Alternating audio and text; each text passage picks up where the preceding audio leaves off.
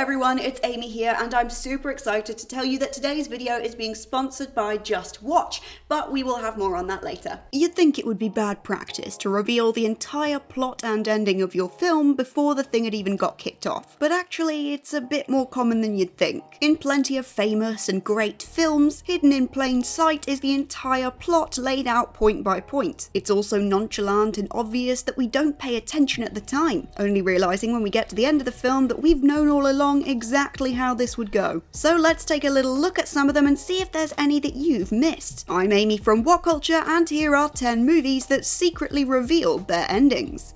10. The Prestige. The twins were hiding in plain sight. Christopher Nolan's 2004 mystery thriller centered around the rivalry of two magicians. Christian Bale stars as Alfred Borden, who faces off against Robert Angier, and the former friends soon become entangled in a bitter feud over who can invent the greatest onstage illusion. Like the film's protagonists, the narrative opts for misdirection whilst leaving clues to its deception in plain sight. Alfred Borden's most tantalizing trick involved teleporting himself from one side of the stage to the other, and it's eventually revealed that, like many of his tricks, Borden achieved this only because he had a secret twin brother. Nolan left the clues to this reveal throughout the whole movie. During the opening sequence, a passage is read from Borden's diary stating, "We are two young men at the start of a great career, two young men dedicated to an illusion." The way this is framed leads the audience to believe that it's in regards to Alfred and his rival Robert, but it is in fact referring to the other Borden brother. The twins shared absolutely everything, even a wife. Bear in mind she didn't know this was happening, so that raises all sorts of ethical issues, but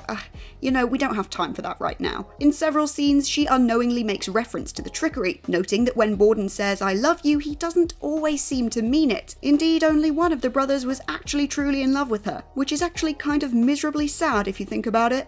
9. 12 Monkeys. The beginning was the end. 12 Monkeys is one of Terry Gilliam's most bizarre films. Set in 2035, the human race is living underground after a deadly virus has made the surface inhospitable. James Cole, played by Bruce Willis, is sent back in time in an attempt to stop the scientist who created the virus from doing so. So it's sort of like Terminator 2 meets Contagion. Early on, the audience is shown Cole as a young boy, witnessing a man being gunned down at the airport. And from the outset of the film, Cole is haunted by a recurring dream of the incident. Cole travels back in time throughout the course of the movie, at one point being incarcerated in an insane asylum along with a crazed environmentalist, Jeffrey Goins. Cole explains to Goins that he must save the human race from a deadly virus which would return the planet to the animals, and this inadvertently encourages Goins to steal a virus from his father, who happens to be a virologist. As the narrative plays out, it becomes clear that Cole being sent back in time is the trigger that leads to the downfall of humanity. Towards the end of the movie, Cole tries to stop one of Goins' associates from boarding a plane and releasing the virus around the globe.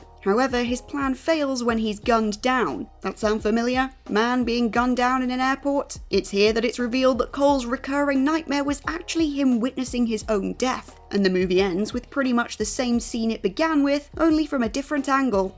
8. Shaun of the Dead.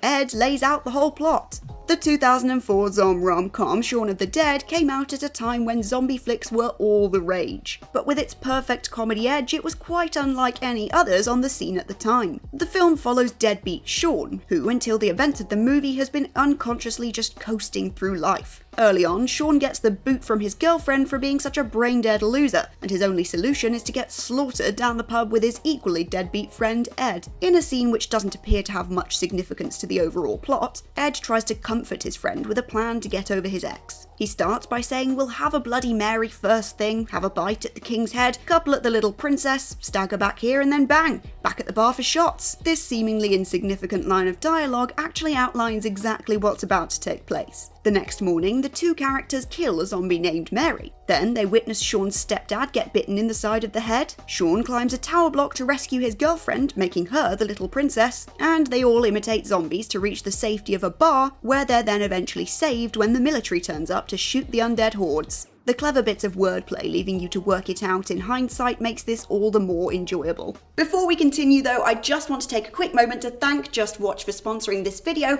and to tell you guys a little bit more about why we love them so much. In short, they're the all-in-one streaming service your life has been crying out for. No more skipping between all the different services trying to find something you want to watch. Instead, Just Watch is integrated with all your favourites so you can find anything your heart desires from one centralised place. We're talking Netflix, Netflix, Amazon Prime, Disney Plus, Sky, and dozens upon dozens more. We can't believe the service didn't exist sooner, and you won't believe it's free. Yep, that's right, it is a free interface that's available on your mobile, tablet, PC, your Fire Stick, pretty much anywhere. It's accessible from over 100 countries and provides you with one easy-to-use portal to all of the services you're subscribed to, allowing you to access everything from one place and speed up that search process. Maybe you're wanting to find where you can watch a super hyped TV show like Euphoria, or perhaps something more niche like a documentary feature film a friend once recommended to you. You can download Just Watch for free from the link in the description and see for yourselves why it changed our lives here at What Culture. But in the meantime, let's get back to that video.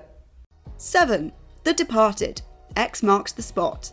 The central plot of the film revolves around a couple of moles, one infiltrating the mob and one infiltrating the police department, both trying to uncover one another's identity. After all the ups and downs and plot hills and valleys, almost everyone dies apart from Mark Wahlberg, who, despite having a fairly small role, walks away as the hero. And that's the movie. All of this happens in the closing few moments of the film. Just as we think the protagonist, played by DiCaprio, has everything nicely wrapped up, boom! Bullet to the forehead. You may think that the movie takes you on a ride and surprises you at every turn. Well, you maybe wouldn't think the same if you were in on a little secret. Scorsese made it clear who would die by the end of this story by having the doomed characters marked with an X at various points throughout the film. For example, DiCaprio is shown framed by giant X's during a scene in an airport terminal. The elevator in which he's killed is also marked by a crude X behind him. In fact, the same is true for every other character who dies. And a little bit of bonus knowledge, Scorsese's decision to include this was an homage to the 1932 American pre-code gangster movie Scarface. 6. The Usual Suspects, or the SOZE clues.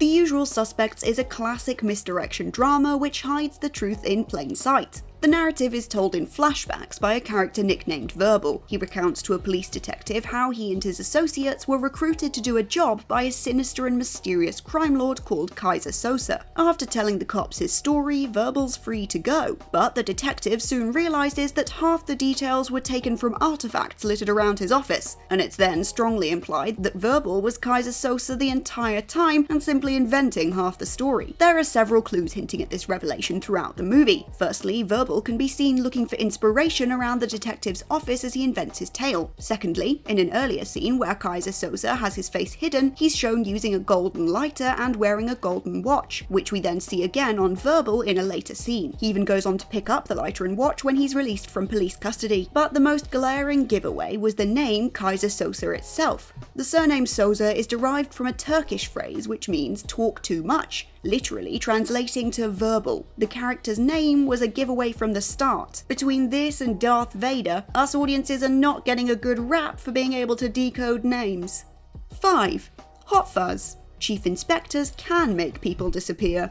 Hot Fuzz is the second installment of Edgar Wright's Three Flavors Cornetto trilogy. Rather than duking it out with the undead, however, Simon Pegg and Nick Frost unearth a sinister conspiracy in a picturesque English village. Like Shaun of the Dead, the movie reveals its own plot early on, in a scene in which Pegg's character inquires to the Metropolitan Police Force as to why he's being trotted off out of the big city and into the quiet countryside. They tell him that essentially it's because he's making everyone else look bad with how good he is at his job. And when he tries to protest, stating that you can't just make people disappear, the chief inspector looks right back at him and says, "Yes, I can. I'm the chief inspector." It turns out that this is perfect foreshadowing of the behaviour of another chief inspector later in the film, who quite literally makes people he doesn't like disappear. Of course, it plays out that Pegg's time in the country is far from the quiet experience he was expecting. A number of disappearances and strange killings are eventually revealed to be the work of Chief Inspector Frank Butterman. Calling back to the earlier quote, he admits to making people disappear, all because they were ruining the village's aesthetic.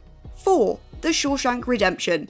A pipe dream. One of the most cherished Stephen King adaptations has to be the prison escape drama The Shawshank Redemption. The film tells the story of Andy Dufresne, a man falsely convicted of murder, and his trials and tribulations throughout his sentence. Andy is put through all manner of hardships whilst in prison, but eventually he finds his way to salvation by tunnelling out of his cell and crawling through 500 yards of sewage, all to emerge to the sweet smell of freedom. There are two incidents which not only foreshadow the ending of the movie, but spell out exactly how Andy manages to make his escape.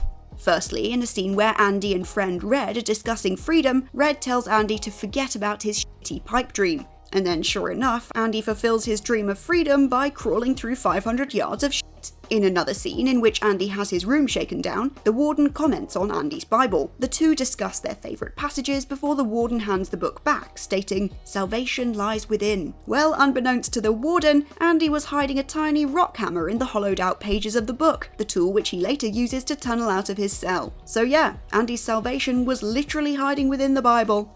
3. Saving Private Ryan, the Airborne Division. Steven Spielberg's epic war tale Saving Private Ryan recounts the acts of a squad of American Army Rangers in the days following the 1944 invasion of Normandy. Tom Hanks stars as Captain Miller, the man tasked with leading the Rangers on a mission to rescue a certain member of the American Airborne, the titular Private Ryan. The movie opens with a short sequence showing an old veteran wandering around a cemetery. The veteran heads to a specific grave, but the camera doesn't reveal the name engraved on it. Instead, it focuses on the veteran's face as he becomes overcome with grief. The frame then cuts to the beaches of Normandy, and the first face we see is that of Captain Miller. The nature of the transition leads the audience to believe that the elderly man is indeed Captain Miller, remembering his days as a soldier. And once we find out Miller's mission is to rescue a young paratrooper, the audience immediately thinks that he must have failed his task, leaving him grieving the death of Ryan well into his old age. The movie feels as though it's moving towards a moment of failure, but lo and behold, Miller winds up giving his life to save Private Ryan. It's then that the old man is revealed to be Ryan himself, but if we had noticed one little detail on his clothing, then we would have known that from the start. It was a clever bit of misdirection, but for anyone who spotted the old man's Airborne badge, it would have been obvious that he was Ryan all along.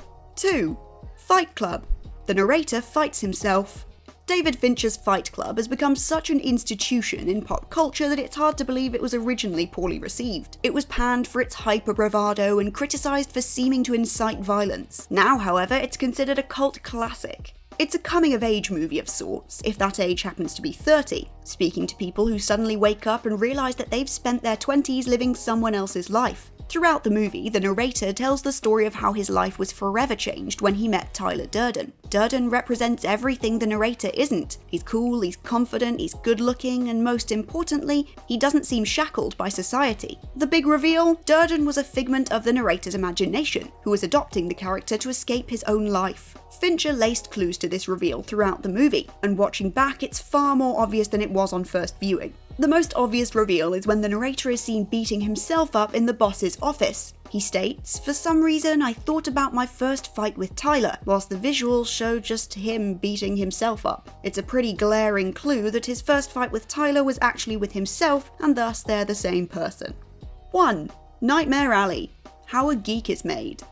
Guillermo del Toro's latest movie tells the story of Stanton Stan Carlisle, a morally bankrupt drifter whose traumatic past comes back to haunt him. Stan finds work at a local carnival, and at a geek show he's shocked when witnessing a drunk bite the head off of a live chicken to entertain the crowd. For a significant section of the movie, Stan is portrayed as a man with a drive to succeed. A teetotaler thanks to his abusive alcoholic father putting him off for life, he uses his clear head to hoodwink clients and colleagues, eventually becoming a successful mentalist. Much of the movie foreshadows Stan's own fall into damnation, however, and at one point Stan is told how someone is manipulated into becoming a geek. First, they lure the victim in with booze, assuring them that the job is temporary, and then they just get tricked into staying. This is mirrored in the way Stan is later manipulated by Lilith Ritter, who convinces him to drink alcohol, feigns a caring relationship, and persuades him to take part in a con before betraying him. At the end of the movie, Stan, now an alcoholic and a bum, requests a job at a carnival, but what he's offered is a drink and temporary work as a geek. Realizing he's been conned, he laughs and says, "I was born for it," recognizing he's been a geek his whole life. And with that, we've reached the end of this list of 10 movies that secretly revealed their endings. If you can think of any more you would have put on this list, then let us know in the comments down below, and remember to check out What Culture for more lists and articles like this every single day. I've been Amy from What Culture, and I'll catch you next time.